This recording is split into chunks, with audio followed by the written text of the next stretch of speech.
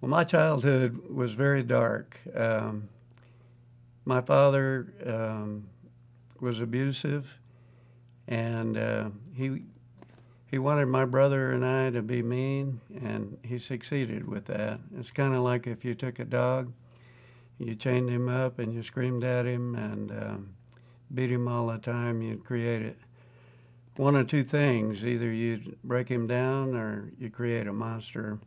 And I became a monster. They noticed something was wrong with me when I was 5 years old, and I was standing outside. I had just nailed my pet rabbit up to a shed with a nail and killed him, and I was standing there laughing, watching him. So I became very sadistic, and I fought all the time. I started out with fists, graduated to brass knuckles, eventually ended up with a 357 Magnum, and I went to 19 different schools in about as many states. I didn't ever have any friends. I was a lone wolf, and very angry and very bitter. I started drinking at 12. I was an alcoholic by the time I was 14, and became a drug addict at 17, married and divorced with a child at 19. So I went into the military and thought it might straighten me out. It didn't. I ended up in prison in Buffalo, New York. I was awaiting a court-martial, and part of the proceedings, I had to go see some psychiatrists, try to see what was wrong with me, and there were 5 of them sitting there, and they interviewed me for several hours, and the next day the top guy called me over, and he said, asked me if I'd ever heard of the word sociopath. And I said, no. And he said, well, you're a sociopath. And I said, well, what is that? He said, it means that you don't have a conscience and you're incapable of love. And if I had to guess, I'd say you're well on your way to becoming a serial killer. And I said, well, what do I do about it? And he said, well, there's nothing you can do. It's incurable. And we're recommending you for discharge from the service. So they kicked me out of the military, and I became an intravenous drug user. I started using meth. I became a meth addict, and I would stay up for days at a time. And then I'd use heroin to come down. I had a 357 Magnum pistol and committed armed robberies, robbing drugstores and liquor stores and people on the street, and committing very violent crimes. And the police wanted me off the street, and pretty soon I was arrested, and I ended up in Parish Prison, a very violent prison in New Orleans. And but their case fell apart, and I was released on a technicality. And I got back outside and started using more drugs, committing more violent crimes. And I found out that the police were looking for me again. And so I was able to just get out of town at the nick of time. And I hitchhiked up to Atlanta, Georgia. And when I got up there, I didn't know anybody. I didn't have any money. I was homeless. I didn't have any friends. I didn't have any family. Didn't know anybody in Atlanta. I just picked it at random. I ended up on a street that was called Lucky Street. It was actually at the intersection of Fairleigh and Lucky, so it was fairly lucky that I ended up there. But I sold a pint of blood for $7, and then I got a hatchet and started cleaning bricks with the daily labor force for $15 a day. We'd stack them on pallets. As soon as I got enough money, I went out to a bar. I got drunk, and I beat a man almost to death. Stabbed him repeatedly in the face with a broken beer bottle that I had broken over his head. And then I went and got in a car, went out and had a head-on collision. I was very seriously injured. Ended up in Grady Memorial Hospital, which is a charity hospital in Atlanta. Very nearly died, had 7 blood transfusions. And I've been an insomniac most of my life. I only sleep 2 or 3 hours a night. And during that time that I'm awake, I read a lot of books, hundreds of them, if not thousands. So I had this long recovery in the hospital, and I befriended a nurse up there. Her name was Lydia. She's a very large African-American lady, and really one of the first friends I ever had in my life. So she would bring me books from the library, and I would read a stack of them each week and then send them back. The librarian started sending me a list of all the best-selling books in the world. Well, the best-selling book in the world was the Bible. So I had decided that I would read it, not because I wanted to become a Christian, because I wanted to disprove it. I was full of hate and anger and bitterness. In fact, I hated everybody. And my favorite saying was, I wish I'd have been born dead and I wouldn't have to go through all this. My grandfather committed suicide, my only brother, Jim, and two of my uncles. And I wanted to commit suicide. I just hated life. I hated everything about it. I had practiced witchcraft in New Orleans and black magic, and I knew that something was going on spiritually.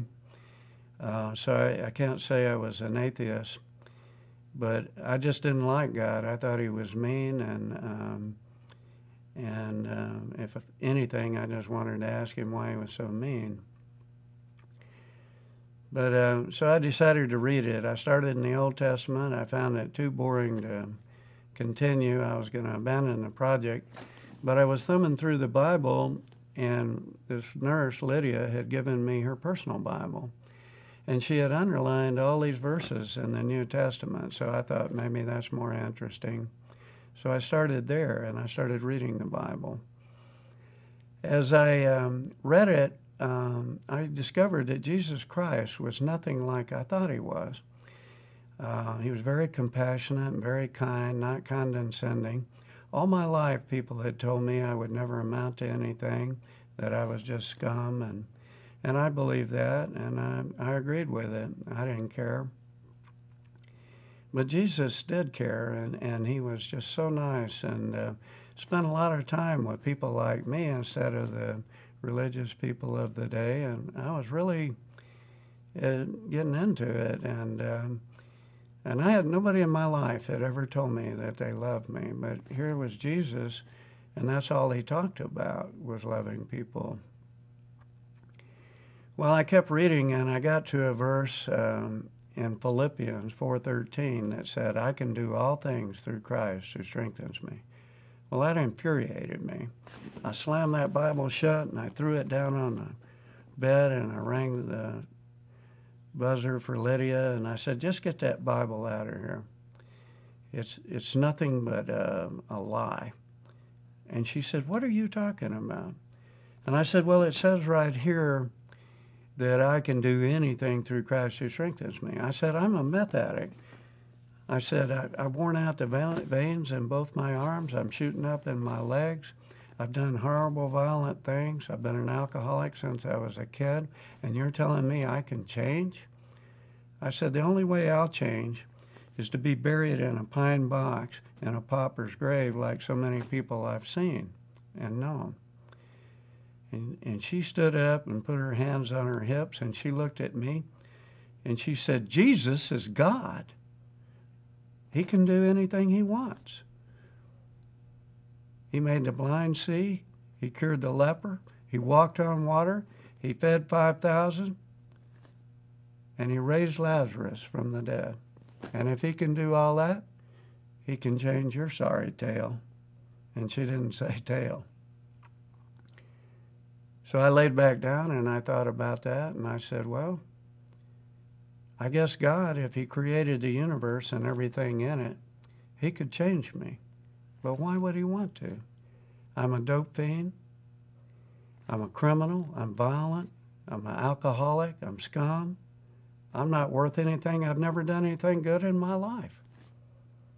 And then I thought about his crucifixion, because I had just read about it in all 4 of the Gospels, where he had been beaten with fists beyond recognition and whipped with a leather whip and thorns nailed on his head, and how he had to drag a cross all through town with people jeering at him and spitting in his face and cursing him. And then he was hung up on that cross. He was nailed to it, his feet and his hands. And his joints came apart, and he was smothering, and he was out there in the hot sun, and all this big crowd of people were around him, making fun of him and cussing him and spitting on him. And he looked down on them, and he said, "Father, forgive them, for they don't know what they're doing." Now, had that been me, I'd have said, "Father, kill them all. Slowly. Start with their kids and make them watch." But that wasn't Jesus. He was compassionate. And that's what grace was about. And it really touched me that day. And there were two other people being crucified that day. There was a criminal on the left and a criminal on the right, criminals just like me. One of them was taunting him and saying, "Well, if you're God, let yourself down, and while you're at it, save us." The other one said, "Leave him alone. He's an innocent man. He's a good man. We're criminals. We deserve our punishment." And then he looked at Jesus and he said, "Remember me when you enter your kingdom." And Jesus, who had come to earth for this very purpose, for the redemption process, stopped it long enough to look at this criminal. And he said, this day, you'll be in paradise with me." And I thought about it, and I thought, this guy got saved. He called on the name of the Lord, and I want some of that. And I had taken a lot of notes as I'd read the New Testament, and I went back and I confessed my sins. I asked for forgiveness, and I became saved, and my heart changed. Where before, I could have shot you right in the eye and never thought anything about it.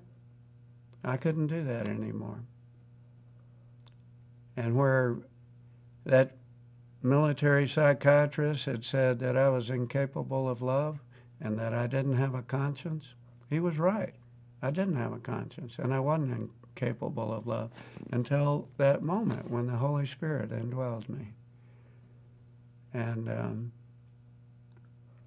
so when I got out of the hospital, I was a different person. I got off drugs, meth, heroin, and I've never taken them since. I didn't go to rehab. I didn't go to NA. I didn't go to AA. I quit drinking alcohol. I quit smoking cigarettes. I quit fighting violent fights, which I had done since I could old enough to crawl. And I met a girl who was nothing like me. She had always been a good person, never messed with drugs and all that. And they decorated the Christmas tree together, went on camping trips. I didn't tell her anything about my past. So today I've been married 42 years to her. I've got 3 sons, 7 grandkids. I got a job, and it was the worst job in a big paint plant, 17 acres, Glidden Paint Company in Atlanta, Georgia. I started out in the bowels of that plant. My job was to keep up with the labels. I made $300 a month. I had to take a bus to work because I didn't have a car. But I worked very hard. I was the first one there, the last one to leave. And I figured out a way to save them a tremendous amount of money on paint labels. So they promoted me. And then I went in the next department and I did the same thing. They promoted me again. I went through every department and worked my way all the way up into plant management. And as I reached that pinnacle, I decided I really wanted my own company. So I told all my friends, I think I'm going to start my own company. They all told me I was crazy. There's no way I could succeed. My wife was mad at me because she didn't want me to quit my job. But I did. I said, I can do all things through Christ who strengthens me. That had become my life's verse. And I started a little paint company in my basement. I borrowed $1,000 on my credit card. 6 months later, it was a multi-million-dollar business. I had 286,000 customers and 7 distributors all over the world. I went on from there to found 13 other companies. They were all multi-million-dollar successful companies. The last one I sold for $75 million. Today, I own Honey Lake Plantation Resort and Spa. I invested $40 million in it, 4,800-acre retreat where we have weddings, spiritual retreats, corporate retreats. And I learned a lot in life. One of the things I learned, the dictionary's wrong about success, because I've slept on the side of the road in freezing cold and eaten in missions in the Salvation Army, gotten my clothes there, and I've flown in private jets and stayed in the finest hotels and eaten in the finest restaurants in the world, and had every material possession that anybody could want. The dictionary defines success as the attainment of wealth, fame, power, or some significant achievement. That's not true. Because I know plenty of wealthy, famous, powerful people that have done all kinds of things that are miserable. Whitney Houston comes to mind. Everybody thinks money will solve all their problems. It doesn't. It creates as many as it solves. Ask anybody who's made a lot of it. My definition of success is the attainment of peace, joy, and love in your life. And you can have that if you live in a mobile home or a cardboard box, for that matter, or in a grand mansion. But the only way you can have it is through Jesus Christ. And he's the only one that can fill that hole in your life. So that's my story, and I appreciate you listening to it, and I hope that you find Jesus Christ in your life like I did.